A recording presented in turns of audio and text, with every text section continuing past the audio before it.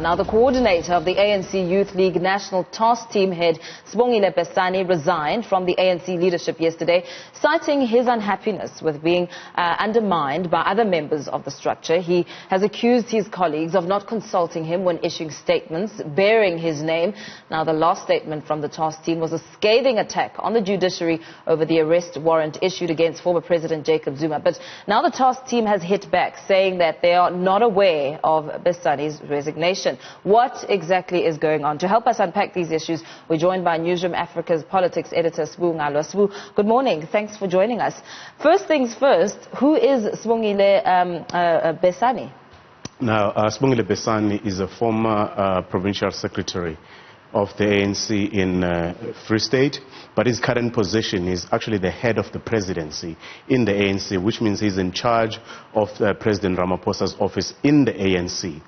Secondly, Sibongile Besani was appointed as the coordinator of the Youth League by the ANC leadership, ANC NEC. So he was appointed as coordinator, and then Thandima Mbehlala, who's a former deputy minister, was appointed as the convener of the task team.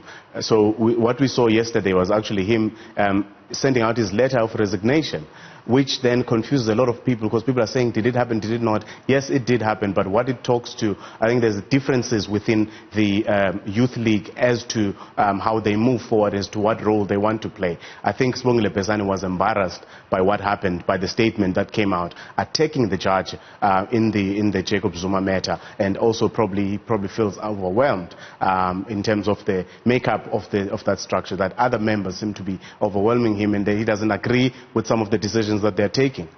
But how does this fit into the broader infighting within the ANC, just given this plain example? I mean, you say that he's appointed a coordinator, but it seems that, he feels, lost in the process and not really having a firm grip on how things are happening.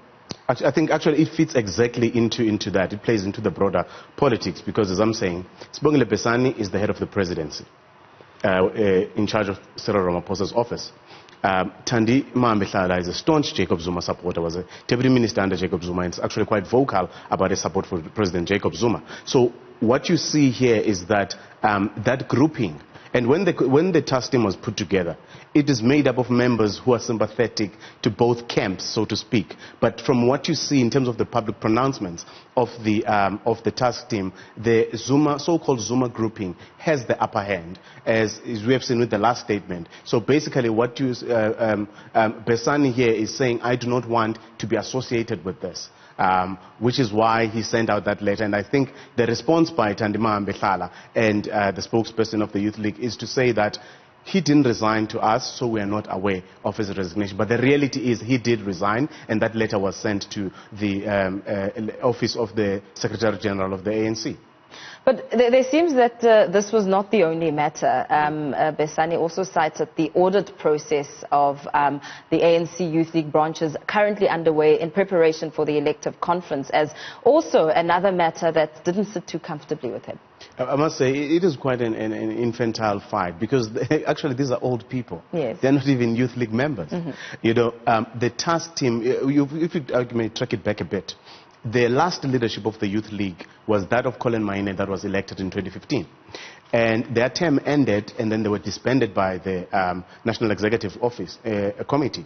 The NEC then brought in your older members, or the older members of the Youth League, mm-hmm. and former leadership, to be a task team that is meant to take the Youth League to the conference, to a national conference. But what seems to be happening, it seems that there's a bigger fight among them. So why would there be issues around an audit? The reason is that the audit is meant to verify the standing of the branches.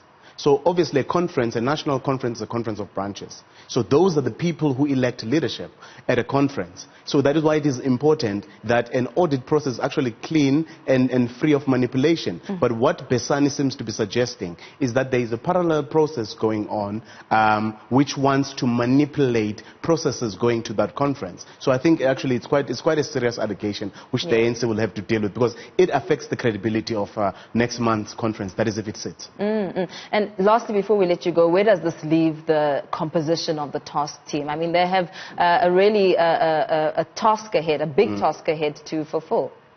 I think two things. In fact, there was a meeting of the task team, which may also be a reason why Besani resigned. There was a meeting, which I understand was a heated meeting at Lutuli House last week, including the provincial structures, where Dakota Lekhwete, who's also the spokesperson of the ANC, was brought in to beef up the coordinator's office. Yeah. So probably that is what he's referring to when he's talking about him being undermined, or his role being undermined, because his colleagues brought in another person to help him, so to speak. So I think it's either the ANC accepts his resignation and allows him to return to his role as the head of the presidency, and then allow Dakota Lekhwete to continue in that role, or they may actually convince him otherwise, because it doesn't look like that the ANC has actually said anything or done anything to accept his resignation. But I think in the broader politics of the ANC, factional politics, I think it weakens the so-called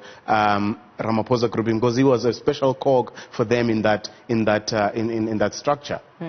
Thank you so much. Thank you for that analysis. Our politics editor, Sbu Ngalwa, they're just breaking down the politics within the ANC Youth League. Now,